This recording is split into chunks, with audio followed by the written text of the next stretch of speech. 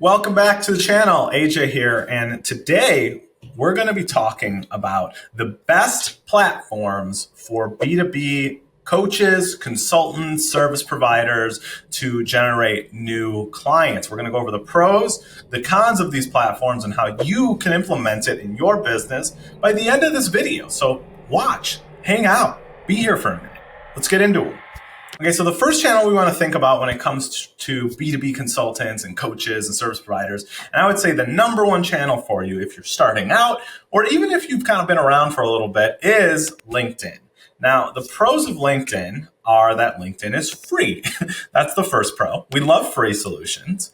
The second thing that's great about LinkedIn is that it is the largest B2B database on the planet. There are other companies and data broker companies that have very large databases, and maybe they have better info, but it's just not as big as LinkedIn. And the reason it's so big is because it's free. It's a social networking. It's a social media site.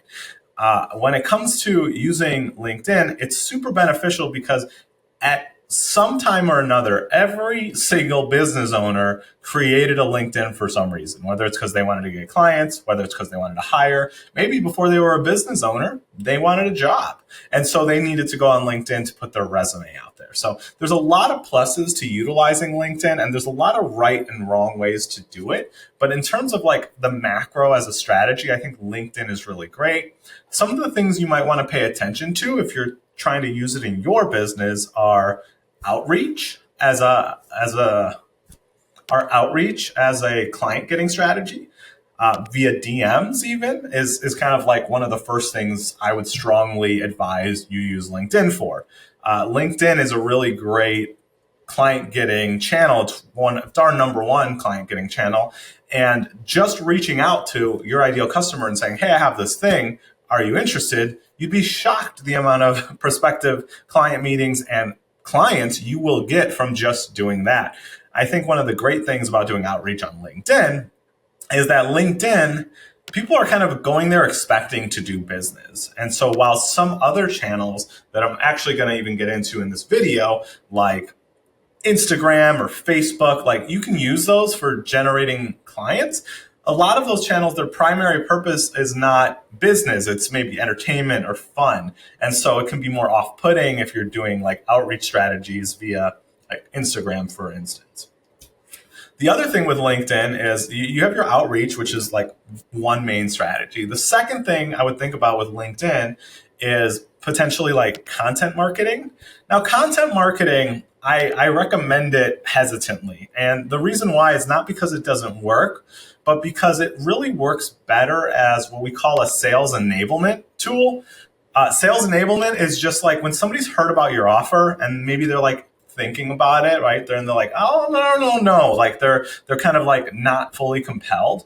It allows them to learn more about you, your business, and how you help your clients in a way that would make them want to do business with you. This video is a form of sales enablement for us, right? Somebody might look at us and be interested in potentially hiring us. And they're like, well, let me see AJ and Blink's free stuff first and see if it aligns with my value system and my needs. So I think content can be really good. I think the problem with it is people are kind of, a lot of times with the content marketing, they're almost playing the social media lottery. They're hoping they're just going to post content every single day. And one of these days, one of these scratch offs is going to have $1 million, right? And they're going to have all the clients they ever want.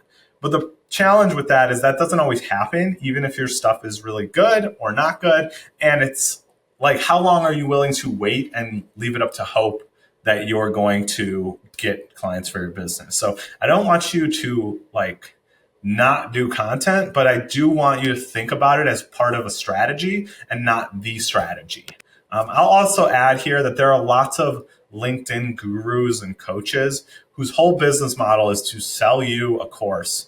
And so what they recommend in those courses is post content nonstop and like have like conversations with 1 million people and basically make a bunch of friends. I don't love that advice either, but that's a whole separate video that we can get into if you want, mostly because I think it's equally disingenuous as it is to like just reach out and just offer your service. It also again, there's no predictability onto when it'll work. It is very great for the person selling you a course and selling you support on how to, make more content. It's really can be a mixed bag for you, the person who needs clients. So I would think about that.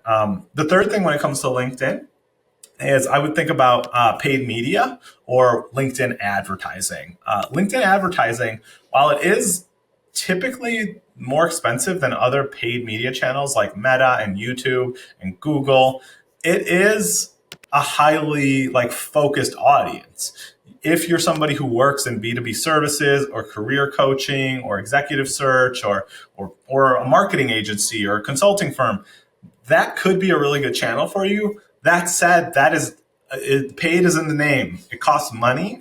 And when you're building an advertising campaign, realize you have to go minus for a little while you validate things before you're up and positive. So I think LinkedIn ads are a great channel. I think you should use them at some point. And depending on how far along you are in your journey, you may want to use it straight away.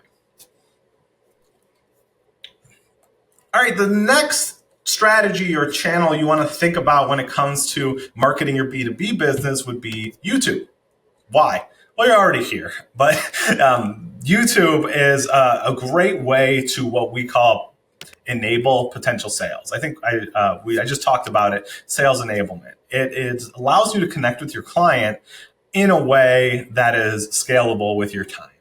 A lot of people used to do things like, and they still do things like networking and groups, Chamber of Commerce, BNI, whatever different name of the same thing, to meet people and prospective customers. And while things like that can be helpful, and it's going to be one of the things we talk about, I think when you're starting out and maybe you don't have a lot of resources, but you have time, but not infinite time, doing things like YouTube allows you to build long-term trust with a potential client. And it allows you to kind of sell yourself without having to physically be in front of somebody. I had a colleague and advisor of mine once say, every time you create a piece of video content for YouTube, it's like a little salesman or saleswoman out there selling your services for you. So I think YouTube can be really great for creating educational videos. It can secondarily be a customer acquisition channel, but I wouldn't depend on it, right? It's not, because you could have a video that gets thousands, millions of views, and you could also have a video that gets 2 views. And I have those same things on this channel, right? I have videos with thousands of views and I have videos with literally 2 views. So I wouldn't use it unless you already are highly competent as a YouTube creator.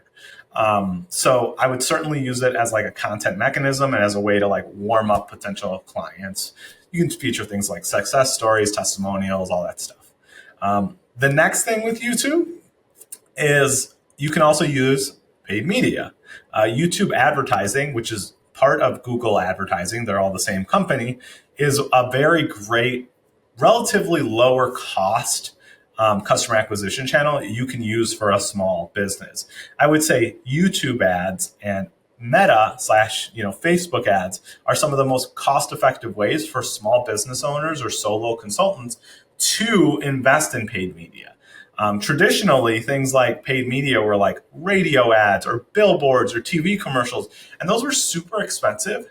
And you had very little control of who saw them. So they weren't really viable options for small business owners. But today, in the way the world is, with social media channels, especially like YouTube and Meta, you're looking at things that you can spend literally a couple $100 on and see if you get a little bit of results. And so it allows you to scale up and scale down without having to shell out $10,000 for a billboard campaign. You can literally start testing things out and seeing if you can generate leads and or meetings and sales for a couple $100, $50 a day. Some people run their campaigns on. So I think it's a really great channel for you. I think especially if you're comfortable on camera, it's an amazing channel for you. It helps you build trust with those prospective customers. Okay, the third channel you want to think about if you are a B2B consultant is email marketing. So email marketing, there's kind of 2 versions of it, and they're both pretty important. I'm going to talk more about the second one, but let me mention the first one because I think sometimes people mush these together, right? And they think it's the same thing, and it's not. We have what is called inbound email marketing, or what I would categorize as like newsletter style marketing, where you're building a community of people who subscribe, who want information from you. And that is more often than not what people think I mean when I say email marketing. And when I say, hey, do you have an email marketing tool? They're like, yeah, I have MailChimp or whatever it may be. So I have an email marketing tool. But that is very much for an existing community that you've already built, whether you've built it via YouTube, whether you've built it via another TikTok or Facebook or Substack or whatever it is. That is more of a community for you to nurture on the long term. And they're people who already know who you are and they're already motivated to be connected to you. So that's a great channel, and I think you should use it. But when I talk about email marketing, what am I actually referencing is what we would call cold email or sales emails. Cold email, typically there's a couple ways to do it, but this is where you're reaching out to people who are not in your world, who did not subscribe for information, who may not even know who you are, and you're saying, hey, I have this thing, I think it would help you out, are you interested? It's effectively the internet version of walking into a business and pitching your services, right? If you were a marketing agency and you walked into a coffee shop and you said, hey, I noticed you guys didn't really have a lot of Instagram presence, and I'm an Instagram marketing agency. Can I set up a time to show you how I've helped other clients and see if it's something that would work well for you? You know, at a minimum, you get some ideas for your own Instagram, and then the owner might say, sure, right? Cold email is the email version of that. You're reaching out to a stranger. You're saying, hey, I got this thing. Are you interested? Most of those people are going to say no. And it's going to hurt your feelings. And I think you got to learn to shake it off and not take it personally and put yourself in that person's situation. Stranger comes into your inbox, says, hey, I have this thing. They're like, I don't know who you are. I'm not interested. And they may not respond, or they may say, go away, or they may say, no, thank you. Usually people are nice, especially if you're professional in the email. If you're spammy, then they get mad, rightfully so. So cold email. A lot of people do cold email manually, by the way, which is crazy to me. There are like huge, like $200 million organizations. Like I've literally consulted on them where they have 20, 30 sales reps whose job it is to manually write emails and send them out all day, which is nuts to me. It's a very low ROI activity. I might use cold email tools to send those emails in mass. Even if all you're doing is sending like 25 of them a day, you can spend 8 hours sending 25 like sales emails a day, or you can use a tool that's going to do it in 5 minutes. I might use something like that. Really aggressive email tools can go up to like 100 a day. And some people will do like multiple inboxes so they can send thousands a day. Tools you want to think about when you're doing cold emailing are Instantly AI is a really great one. Woodpecker is a really good one. We have one called Rebel Leads. That's pretty good. Any of those would work great. Mailgun, Mailshake. Those are all sales emails tool. You want to look for a tool that is designed for cold email. What you don't want to use is something like ActiveCampaign or MailChimp or what's the other one? Constant Contact, right? You don't want to use those tools because those are, again, for communities. And if you use a tool that is meant for communities to do sales emails, you're going to negatively affect your business and potentially your domain, which is a separate video. But there is an actual risk to it. I'm not just saying it because I want you to use a different tool. I'm recommending the different tool because it's going to better affect your business. All right, next is Facebook/Instagram ads. They're the same company, in case you forgot. Meta is both of them, right? Facebook is two, and Instagram are the two different tools. I think Facebook ads are a really great tool when you're looking at paid media and you're looking at like kind of beta scaling an offer. For most B2B consulting firms, I would typically say if your offer or the specific service is earning about like $300,000 a year, you may want to then consider investing some of those resources into Facebook ads, which I know that's like a low threshold. Some people may do it from day zero if they have more money, right? Like I have clients who come to us and they're like, I just sold my company. I need a Facebook ad campaign for XYZ thing, and we'll build it for them. But if you're like a solo person and you're just trying to build things up, I think that's a pretty good threshold to then start iterating into investing in Facebook ads, because just to test out Facebook ads, you're looking at probably spending like even if you did everything yourself, probably $15 to $2,000 a month, right? $1,500 to $2,000 a month. If you hire a firm, you can basically kind of triple that, double the triple that, to get somebody to do it. By the way, if somebody quotes you a really low price to run Facebook ads and stuff, and they're not like your friend's nephew or something, I would look at that with high suspicion. I have met media buyers who literally charge $300 a month and $9,000 a month. And people are thinking, oh, well, I'm just going to pick the cheaper one. You certainly are going to get what you pay for when it comes to Facebook ads. It's very much like if you were installing new floors in your house. Could you find somebody to do it for almost nothing? Yeah. Are they going to do as good of a job? Probably not. You could get lucky, but the chances that they're going to do a good job are much lower than if you hire an expensive flooring company with lots of reviews, even if it's literally 20 times more. You're like, well, at least it's not going to ruin my home, right? It's the same thing with ads. And if you hire somebody on the cheap and they don't work, it's not that ads don't work. It's that you hired somebody who barely knows how to use a hammer to build you a house. Versus hiring a construction company. So something to think about when it comes to ads. But I think ads are great. I think you shouldn't be using it to generate vanity metric like likes and follows. And you should be using it to generate at a minimum leads, so like email leads, or at a maximum actual appointments on your calendar with people who are interested in hearing about your services. So I think Facebook ads are a great channel. Again, the real only con to it is that it costs money, and it's a bummer to have made like $300,000 in your business and be like, great, I'm going to spend 30 of that next year to try to get this to work. It's frustrating, and I get that, but you got to kind of take a step back to take 2 steps forward. I say this a lot because I unfortunately see so many people don't want, like they kind of want everything to just happen for them. And I hope it does all happen for you, but more often than not, you're going to have to put in a little bit of effort. And again, bite the bullet a little bit to get things to work for you. So Facebook ads and I would say Instagram ads and Meta altogether. Okay, next strategy I'm going to get into is networking.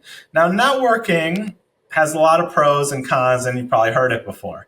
Networking can be great depending on what you're offering and like what vertical and industry you're in. If you're somebody who has, let's say, like a huge deal size, like one deal is worth tens, hundreds of thousands to your business, networking might actually be the only way to sell what you're selling. It just may require a face-to-face human interaction. And I think some of the best channels for that, it depends on what you're looking for, right? If you're trying to reach like high net worth individuals or people with a little bit more money, because maybe those are your ideal customers. Maybe you sell, I don't know, investment strategies or wealth management or something like that.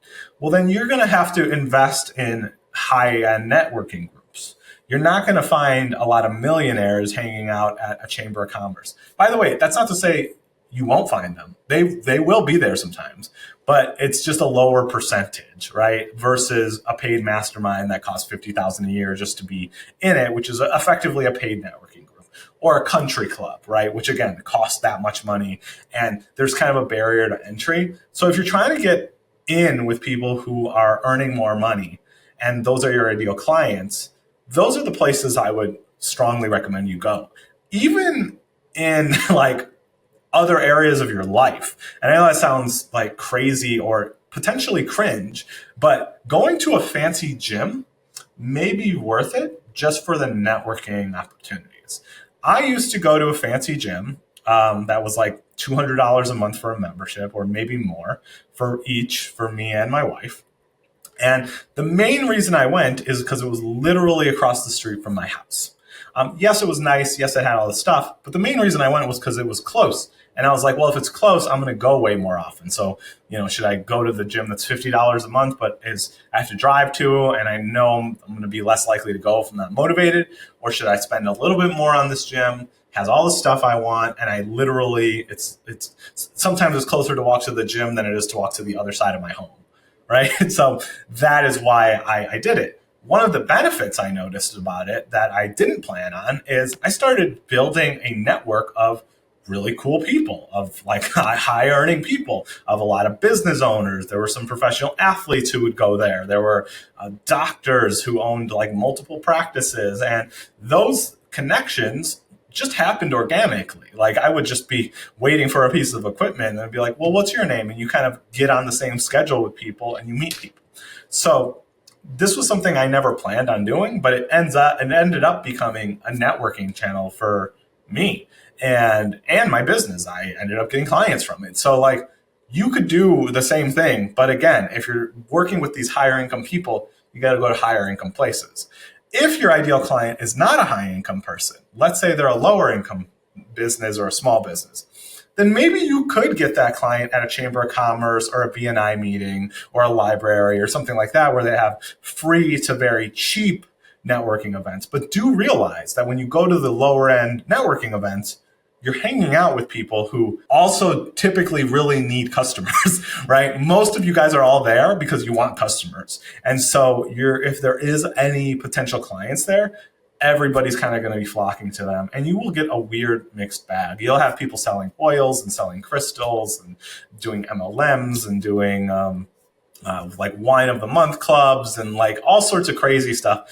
And then yes, randomly you'll get a CEO of a multi-million-dollar construction company just hanging out in there, right? So like it's very much a needle in a haystack, and it's a grind if you're trying to get things rolling. And also realize why people are going there. If you're like a realtor and you're going to BNI meetings, do know that it's a very low percentage conversion rate, right? You're going to a place where most of the people there are there because they want clients and not because they want a house. So you're going to the wrong place and hoping to God that your ideal customer is there. And it could work, but it's more of a grind versus if you were, let's say, a social media marketing agency and you go to a chamber of commerce event.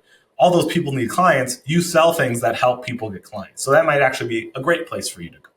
So really just think about it from what is the benefit of the event and who is the event for before you invest the time and resources into doing networking. But if you do networking correctly, it can be a very, very advantageous and a very good channel for your business.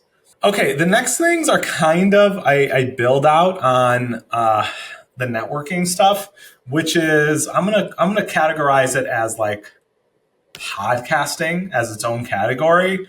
Podcasting, I think, can be a very good channel. Again, if you're for a few reasons. Okay, podcasting is a good channel because it's kind of built-in networking and it's content marketing at the same time. So you can use podcasting to do a couple things. You can do it to just show that you're really smart. That's one. Or that you're a thought leader or that you know what you're talking about. That's one way to use a podcast, and that's fine. The other way to use a podcast, and the way that it's most often used, is to network, and maybe even to network publicly. Now, you may want to network with people who either have your ideal client, right? So people who are in non-direct competing industries. So for instance, if you're a social media marketing agency and you start a podcast, you may have somebody on who is an email marketing expert because they sell email marketing and you sell social media marketing. And so there may be some overlap with your audiences. That could be a beneficial way to do podcasting where you're sharing audience. The other way people use podcasts is they use podcasts to actually generate new clients, which some people have like ethical qualms with. I get where those people come from. I haven't done that, but I get why one would. So the way the strategy works is people will invite people who would be their ideal client onto their podcast to interview them. So like, let's say, for instance, you're a personal branding expert. This is an example I actually know of that somebody did this. And this personal branding expert, she would invite business owners onto her podcast to highlight their expertise. And then what would happen is at the end, she would effectively make an offer for, hey, do you want to grow your personal brand? You have a very successful business. It could be even more successful if you were, seen as a thought leader. That's kind of my whole deal. Do you want to work with me? And she would get a high amount of those people to hire her because they, spent a long time together and they kind of connected. And that was a great customer acquisition channel for her. So I'm not disparaging that as a customer acquisition channel at all. I think it's fine if you want to interview people and then make them an offer.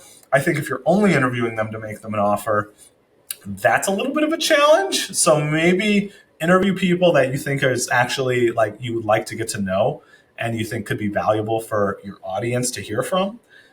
even if like low key you just want the client, like you should be thinking about the people watching this as well, because you don't want to disrespect their time. So I think podcasting can be a great strategy for that on the front end.